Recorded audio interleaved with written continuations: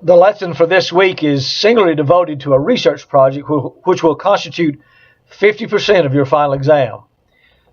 The project is a research paper involving a historical study of the New Testament book of Matthew. In other words, you're going to spend time studying the book of Matthew in its historical context. A research paper, just like an essay you have written for this course, must have an introduction, body, and a conclusion. Just like the essays you have written for this quarter, your research project must have an introduction that states your thesis clearly. And your thesis is just an historical study of the book of Matthew. So your introduction of your paper must state the thesis. It must give a good transition to the body. The body must involve the date, the time, the place of writing, the setting, and we'll talk about those things more in the PowerPoint presentations later and on Moodle. In a commentary, a historical study is called an introduction. In other words, if you look at a commentary, you will see the commentary is broken down into two parts. The first part is called the introduction. This introduction is the historical analysis of the book. So in a commentary, the historical analysis is called the introduction of the book. It will examine the author, the date, the theme of a particular book, etc., just like the book of Matthew, which you're going to be studying. The second part in a commentary is called the verse-by-verse examination of grammatical issues, sometimes called the exegesis, but really the exegesis is the introduction, historical study, and the grammatical study together. But the verse-by-verse part of the commentary is really a study of the grammatical issues and meanings of the verses.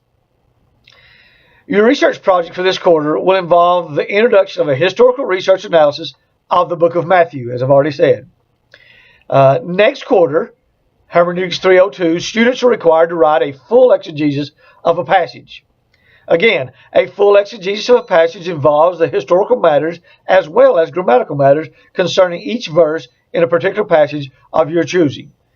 So next quarter, your project is going to be writing a full exegesis, which includes the historical analysis and the grammatical analysis of the verses that you choose in the passage you choose from Matthew.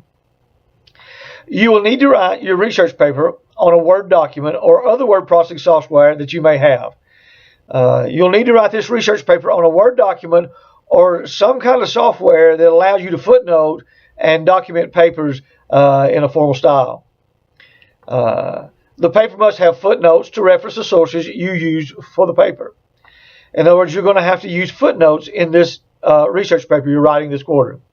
There are lecture videos and internet sites presented below in Moodle in this lesson on the topics of the research process and documentation to get you started.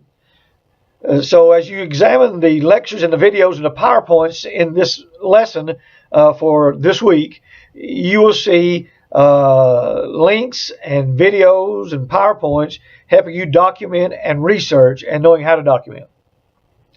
Your only assignment for this week is the beginning of the process of researching and writing the historical analysis of Matthew.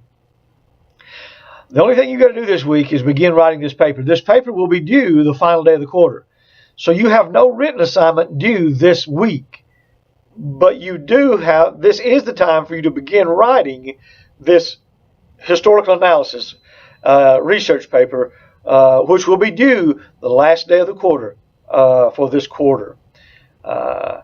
Again, video PowerPoints are provided in this lesson to get you started on the project. So as you begin the project, I am certainly praying for you. And I will say this, I have certainly enjoyed your essays to this point. You're writing well, and I look forward to seeing how well you write on this research project, which is a historical analysis of the book of Matthew. God bless you.